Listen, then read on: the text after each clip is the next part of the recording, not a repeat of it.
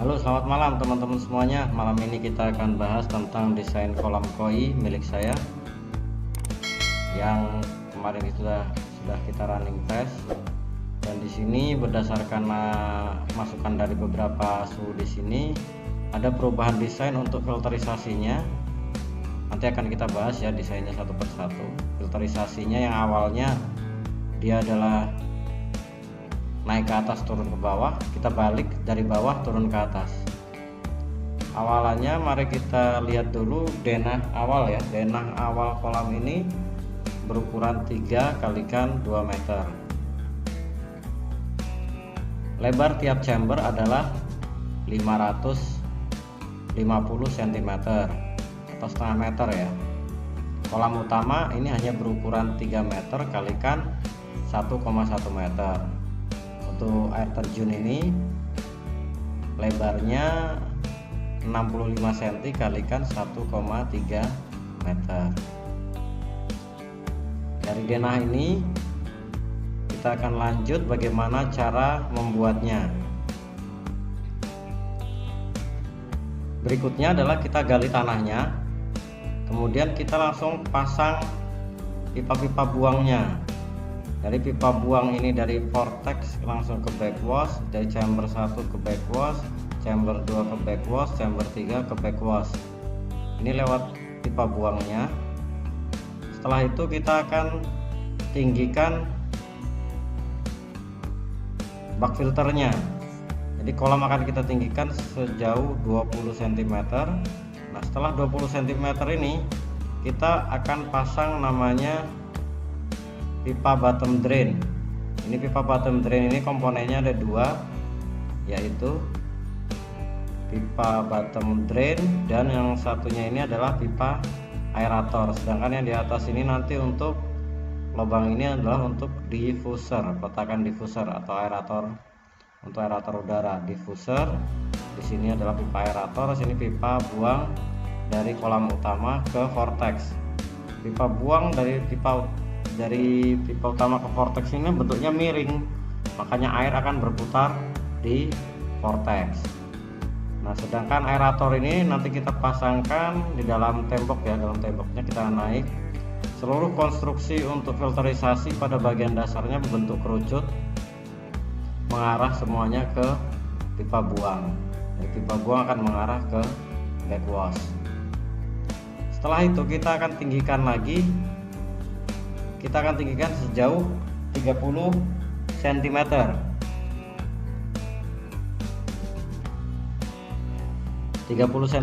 Ini adalah pipa skimmer. Pipa skimmernya kita pasang di tinggi 30 cm.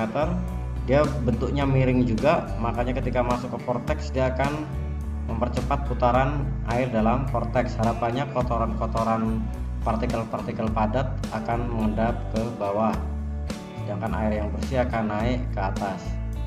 Nah, ini adalah dudukan paletnya. Drain sudah tidak terlihat lagi ya.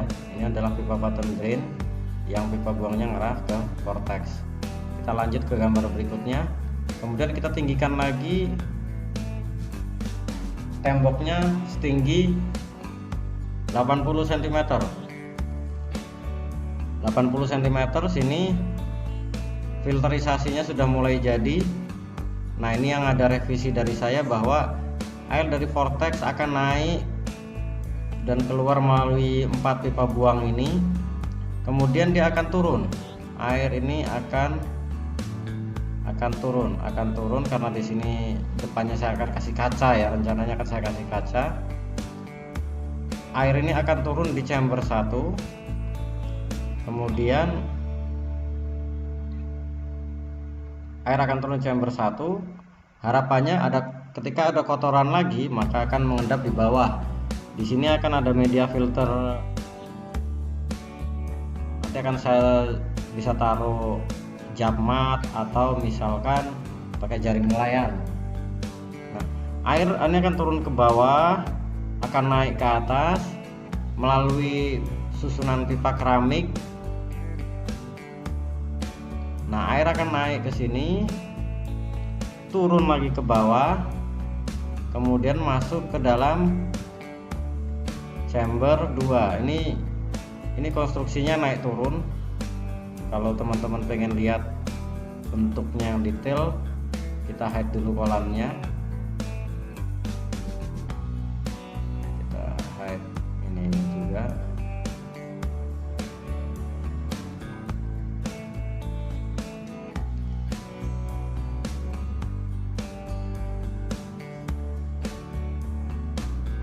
Dari vortex air akan turun ke bawah. Air akan turun ke bawah sini, masuk ke chamber 1. Di sini nanti ada filter fisik ya, nanti diisi jakmat dan jaring nelayan. Kemudian dia akan naik ke atas. Nah, ini baru di keramik pasangan naik turun, dimana yang di depan adalah yang rendah dulu. Dia air akan naik melalui filter, turun melalui keramik ini ke bawah, kemudian dia akan keluar lewat bawah sini ya, akan keluar. Ini saya hidden lagi paletnya biar terlihat. Air akan lewat bawah ini naik ke masuk ke chamber 2. Ini filter biologis ya, filter biologis. Nanti akan saya taruh bioring, bioball. Kemudian air akan naik lagi melewati ini ke filter biologis, kemudian masuk ke chamber 3 melalui keramik ini juga. Susunannya antara chamber 1 dan chamber 2 ini keramiknya dia lebih turun ya, semakin ke belakang dia akan semakin lebih turun. Dia akan masuk ke sini, turun,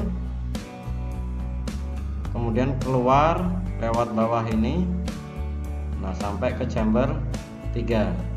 Chamber 3 ini adalah filter kimiawi. Di sini nanti akan pakai batu zinc, pakai cangkang cumi, dan pakai karang jahe, arang bisa ya. Saya buka lagi, saya hide lagi. Nah, ini flownya seperti ini. Kemudian air akan naik di backwash ini.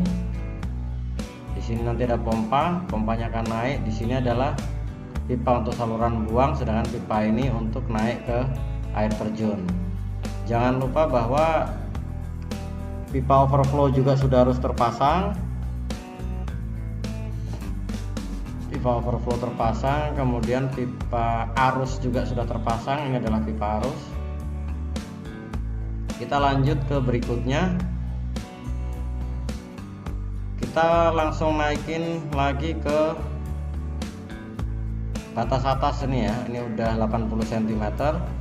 Di sini pipa ini adalah pipa buang, kemudian ini pipa aerasi. Pipa aerasinya sudah kita pasang juga lewat atas.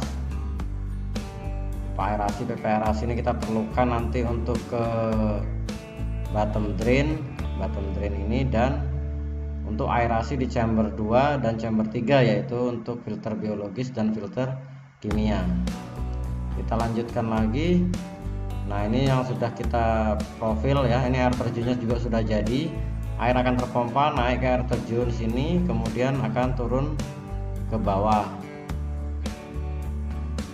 Terus tahap terakhir, nah ini semua sudah terpasang. Ini pompa, kemudian sudah kita pasang kailnya. Nah, skimmernya juga sudah kita pasang. Nah, ini penampakan skimmer. Skimmer juga sudah terpasang. Nah, ini untuk overflow air. Ini untuk air terjun. Nah, gambaran utamanya seperti ini jadinya. Jadi air masuk, saya ulangin lagi. Kita buka chambernya aja dulu. Air masuk dari skimmer, air masuk dari bottom drain dan skimmer menuju ke vortex.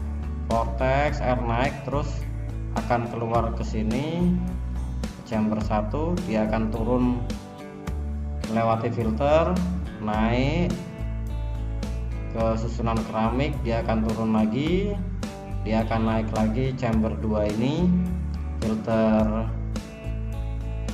biologisnya, kemudian dia akan turun ke sini, masuk ke sini, turun ke bawah lagi, masuk ke chamber 3 dan naik sampai ke backwash, dipompa oleh pompa masuk ke air terjun turun ke kolam utama. Ya, demikian desain kolam koi ini. Kalau teman-teman yang lain ada pengembangan dan sarannya, silahkan tulis di kolom komentar. Terima kasih. Assalamualaikum warahmatullahi wabarakatuh.